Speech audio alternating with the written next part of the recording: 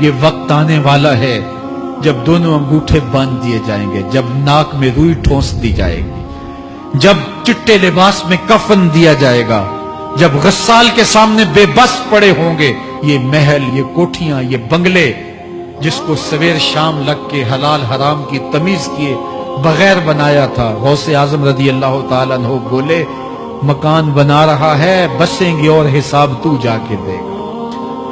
اور یہ تو ایک رات بھی تجھے اس گھر کے اندر نہیں رکھیں گے کہ چلو ایک رات مہمان رکھ لیں، کہتے ہیں نہیں نہیں مہمانوں نے بھی جانا ہے تو جلدی کرو، اس کو سپرد کراؤ۔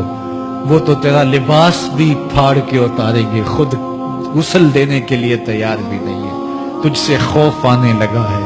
جاندی واری ڈرونا بنے ہوتے، ہاتھ نہ لاندے ڈر دے، جنہ لئی تو پاپ کمائے اج کتھے نہیں تیرے کر دے۔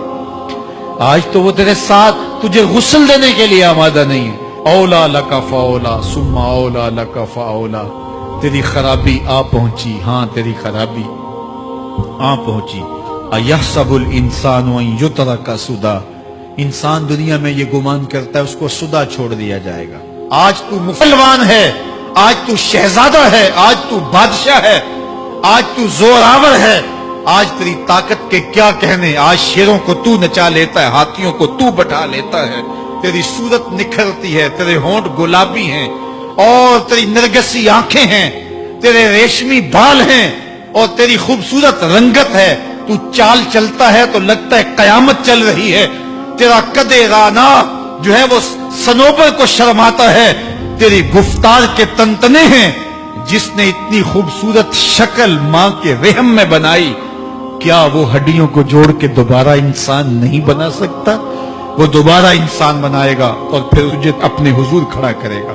اور ایک حدیث میں آتا ہے اللہ بندے کو اپنے حضور کھڑا کرنے کے بعد اپنے سامنے سے ہٹنے نہیں دے گا جب تک 5 سوال نہیں پوچھ لے گا۔ ان عمرہ ہی فیما افنا ہو، اس کی عمر کے بارے میں پوچھے گا کہاں ضائع کی، اس کی جوانی کے بارے میں پوچھا جائے گا جوانی کہاں گزار کے آیا ہے، مجنوں تو نہیں بنا رہا، خواہشات کا اسیر تو نہیں ہو گیا، دیوانوں کی طرح زندگی تو نہیں گزار کے آ گیا، تیری جوانی کسی چوک میں تو نہیں گزری، تیری جوانی آوارگی میں تو نہیں گزری، ساری رات سوشل میڈیا کے اوپر گندگی اور غلاظتیں تو نہیں دیکھتا رہا، تیری جوانی گزری کہاں ہے؟